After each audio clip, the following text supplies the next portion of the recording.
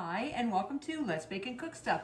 Today I am making a gluten-free and sugar-free angel food cake. I'm basically using my same angel food cake recipe, tweaking it just a little bit to make it gluten-free, obviously using gluten-free flour, and we're going to change up a couple other things. I have 1.5 cups of gluten-free flour.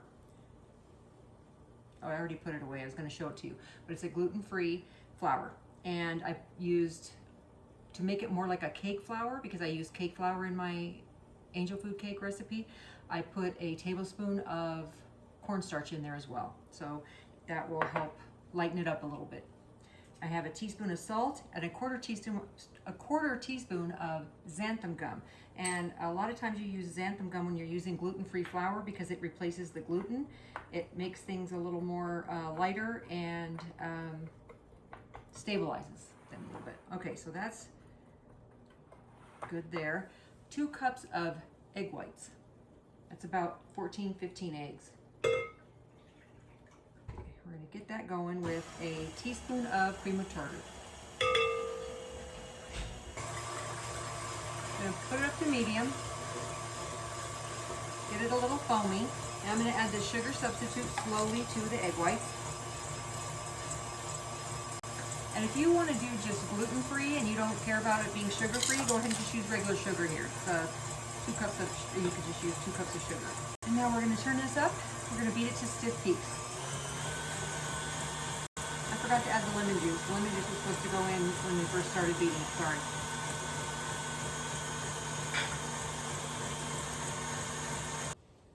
Soft peaks. See how it's flopping over like that? Once we're done to stiff peaks, it's going to be stiff, hence the name, and then it's going to be standing up when we're done. We're going to beat this a little while longer at high speed. It's been about 2-3 minutes. Okay, now we've reached stiff peaks. There you go. See how it stands up all by itself? We did that.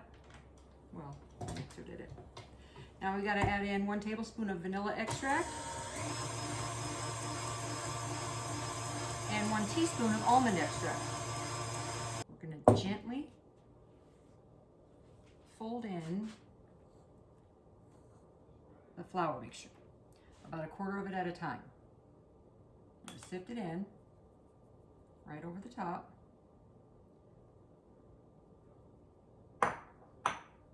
You know, folding, you go down the center and then go around, and then down the center and go around, and you got to continue doing that until you get it incorporated. And we want this flour completely incorporated in there. It's not very much flour anyway, and there's no fat, so there's no gluten, no fat, and no sugar in here. So if those things concern you, then you should be happy with this recipe. Angel food cake is so good anyway. The oven is preheating to 350.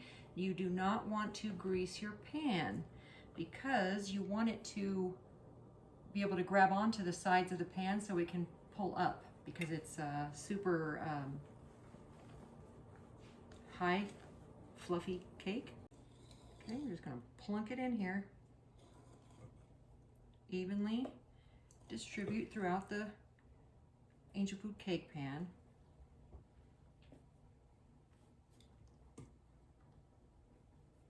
And if you see any, big lumps of the flour mixture, go ahead and just stir it in if you need to.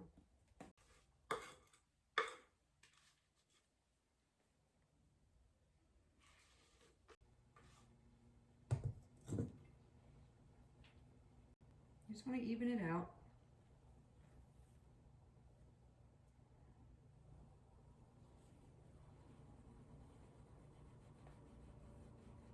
Okay, now we're just going to swish it.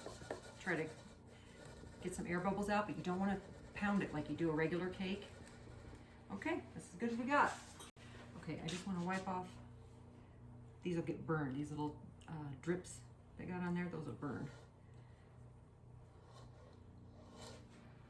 Okay, going in.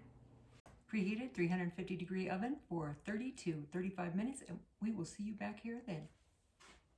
Okay, angel food cake is ready. It went closer to about 40 minutes.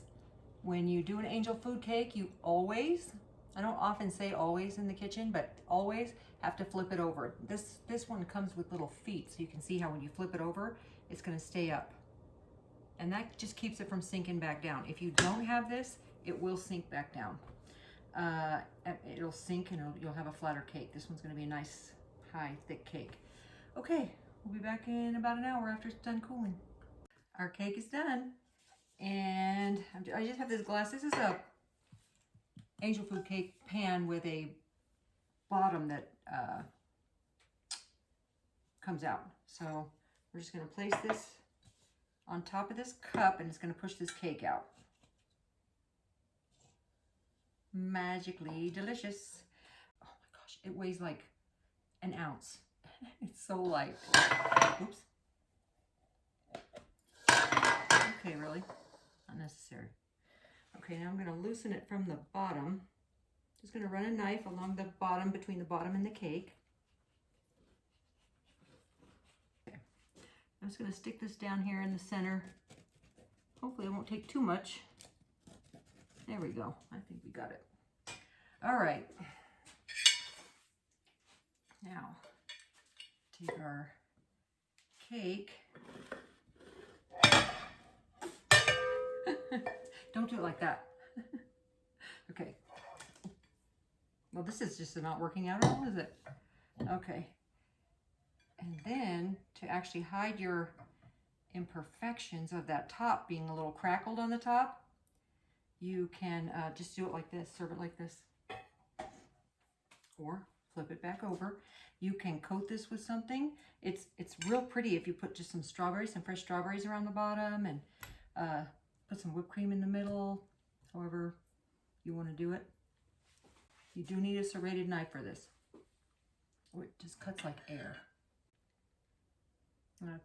I'm cutting the cake into fourths, and then each of those fourths can be cut either into thirds or fourths, so you could get either 12 or 16 pieces, depending on how big of pieces you like.